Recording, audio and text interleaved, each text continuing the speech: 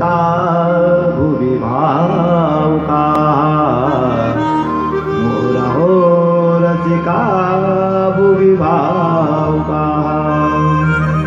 ये श्रीमद् भागवत वास्तव में सबसे पहले इसका उपदेश भगवान ने किया ब्रह्मा जी को चतुश्लोकी भागवत के रूप में। सबसे पहले वक्ता है इसके साक्षात श्री हरि नारायण। अहमेवा समेवाग्रे नान्यद्यत् सत्परम। चतुश्लोकी भागवत आगे सुनिए आप।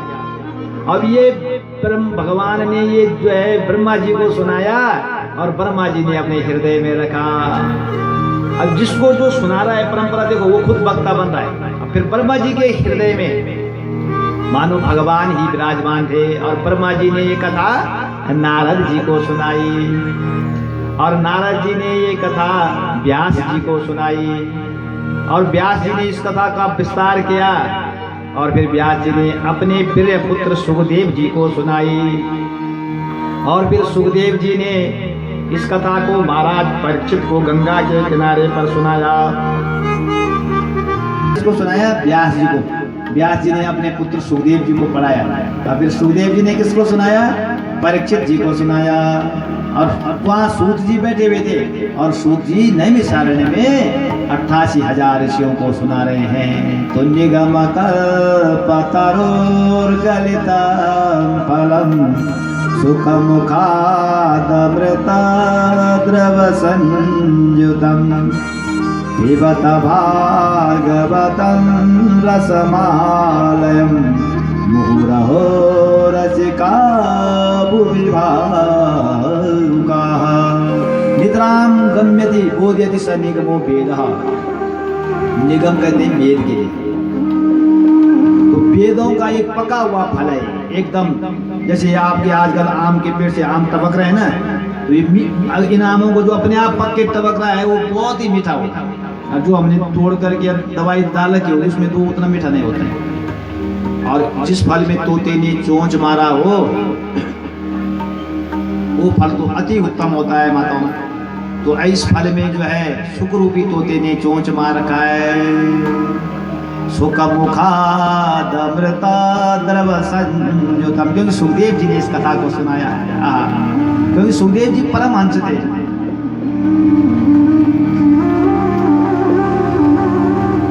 जलेबी है ना, जलेबी जलेबी है, जलेबी जब जलेबी वाला बनाता है तो जब वो चाशनी में उसको डालता है तब आनंद आता है खाने में। जब तक वो तेल में देखा होगा आपने ना, ऐसा वो कपड़े में भरता है तब बनाता है। अगर उसको एकदम आपको दे देगा चाशनी में नहीं डालेगा तो आनंद नहीं आएगा। जब रस भरी चाशनी में जाती है वो तब बनती है जलेबी। अब किसी ने पूछा जलेबी के अंदर ये रस कैसे पता लगा?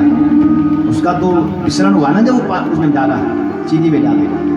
तो ऐसे ही जो है हरि के सब हरि गोविंदा, हरि के सब हरि गोविंदा, हरि नारायण हरि ओम। हरि सुंदर नंद मुकुंदा, हरि नारायण हरि ओम। हरि सुंदर नंद मुकुंदा, हरि नारायण हरि ओम। हरि के सब हरि गोविंदा, हरि के सब हरि गोविंदा, हरि के सब हरि गोविंदा, हरि के सब हरि गोविंदा, हरि नारायण हरि ओम। हरि सुंदर नंद मुकुंदा, हरि नारायण हरि ओम। हरि सुंदर नंद मुकुंदा, हरि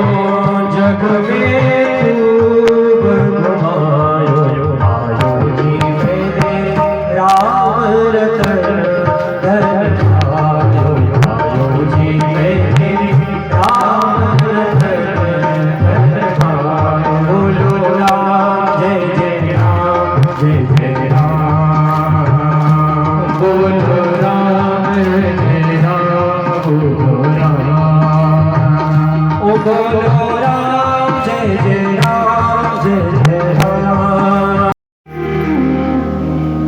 इन प्रश्नों का जो है उत्तर दो।